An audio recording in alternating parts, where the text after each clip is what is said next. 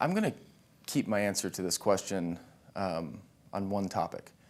So the biggest issue that Springfield Public Schools is facing right now, and it's not unique to Springfield, but we are maybe greater challenged at this than some of the other local districts, is student behaviors and discipline and how we approach that. So I like to look at this two ways. I'm a parent. I've coached a lot of youth sports. So I've interacted with kids and kind of have an experience to know how they work and know how to help them grow. And when I look at handling children's behaviors, I see it as sort of a twofold approach, and you need balance in both.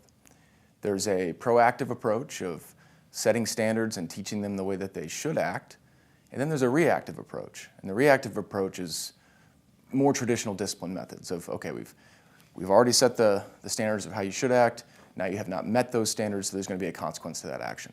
And you have to have both to really be effective.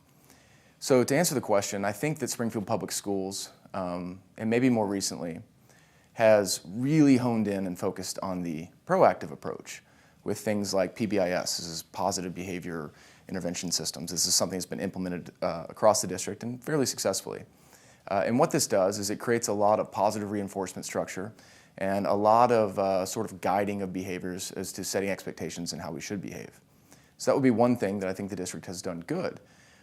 But it's not effective without having the balance of the reactive approach. And I do believe that the district has not done a good job in having the proper disciplinary supports and procedures and policies in place so that when they don't meet those expectations, that there are consistent and progressive consequences to make sure that the behaviors are corrected.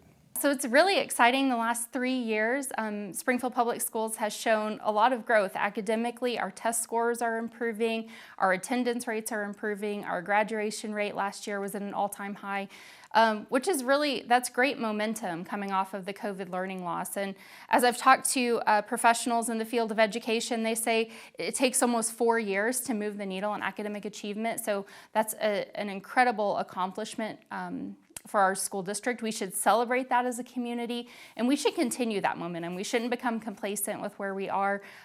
We should want the best for our students and continue to push for academic excellence in our community. I think part of that, something that we can focus on in the coming years and will be continued focus, not just for Springfield Public Schools, but for other communities as well, is teacher attraction and retention. When you look at the #1 factor that influences a student's success in the classroom, teachers have 2/3 of that, more than 2/3 of that influence, whether over buildings or administrators or curriculum. It really is the teacher that drives success for students. So we're gonna have to focus on that as a community and as a school district. How do we recruit and retain the best teachers? Certainly compensation's a part of that.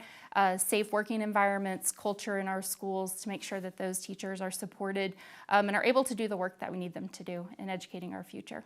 I think that the school district has done a very good job of graduating students. We have a 94.4% graduation rate right now. At the same time, I think we're doing a disservice to a lot of our students because while we're graduating a high rate of students, we're also graduating them with average grades, average education in many ways.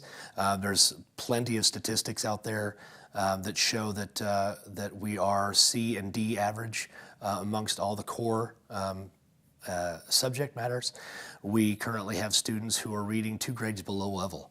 I just saw a YouTube reel, not somebody from Springfield, but someone who works for a corporate job who was concerned because she can't spell because she's used spell check all of her schooling life. We have students right now who are using Chromebooks who have the opportunities of technology, but unfortunately, technology can also be a drawback. And I think that we need to be training our students up for a workforce and employment, but also for adult life. There's a lot of things that 17, 18-year-olds don't know about that happen in life, that happen on a regular basis. And whether it's going to work or getting car insurance or going to a doctor's appointment, things like that.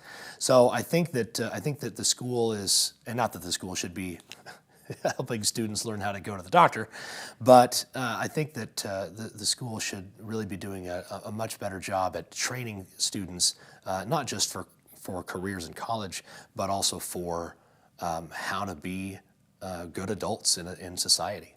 About 3 weeks ago, I had teachers over to my house to discuss this very thing. What is working, what is not working? And 3 things I took away from this. Number one, we have amazing teachers working as hard as they can in the schools. One of the teachers said, when I asked that question, she said, teachers are working, bus drivers are working, nurses are working, counselors, secretaries are working. So we have so many people in our buildings, and that's something that is we should certainly celebrate. Number 2, teachers love what they are doing. They love working with students.